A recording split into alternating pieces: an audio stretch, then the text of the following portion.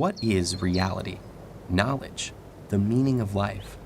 Big topics you might tackle figuratively, explaining existence as a journey down a road or across an ocean, a climb, a war, a book, a thread, a game, a window of opportunity, or an all too short-lived flicker of flame. 2,400 years ago, one of history's most famous thinkers said life is like being chained up in a cave, forced to watch shadows flitting across a stone wall. Pretty cheery, right? That's actually what Plato suggested in his Allegory of the Cave, found in Book 7 of the Republic, in which the Greek philosopher envisioned the ideal society by examining concepts like justice, truth, and beauty. In the allegory, a group of prisoners have been confined in a cavern since birth, with their backs to the entrance, unable to turn their heads, and with no knowledge of the outside world. Occasionally, however, people and other things pass by the cave opening, casting shadows and echoes onto the wall the captives face. The prisoners name and classify these illusions, believing they're perceiving actual entities. Suddenly, one prisoner is freed and brought outside for the first time. The light hurts his eyes, and he finds the new environment disorienting.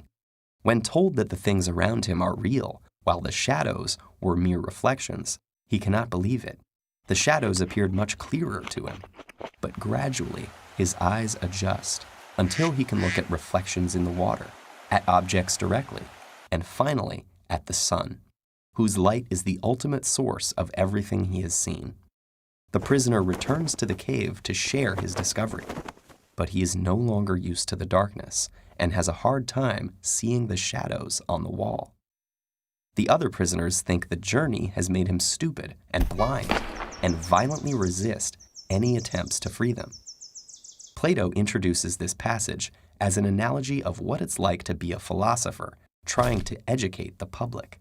Most people are not just comfortable in their ignorance, but hostile to anyone who points it out. In fact, the real-life Socrates was sentenced to death by the Athenian government for disrupting the social order, and his student Plato spends much of the Republic disparaging Athenian democracy, while promoting rule by philosopher kings. With the cave parable, Plato may be arguing that the masses are too stubborn and ignorant to govern themselves. But the allegory has captured imaginations for 2,400 years because it can be read in far more ways.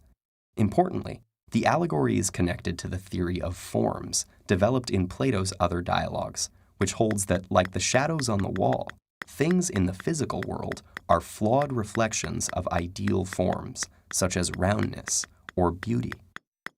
In this way, the cave leads to many fundamental questions, including the origin of knowledge, the problem of representation, and the nature of reality itself. For theologians, the ideal forms exist in the mind of a creator.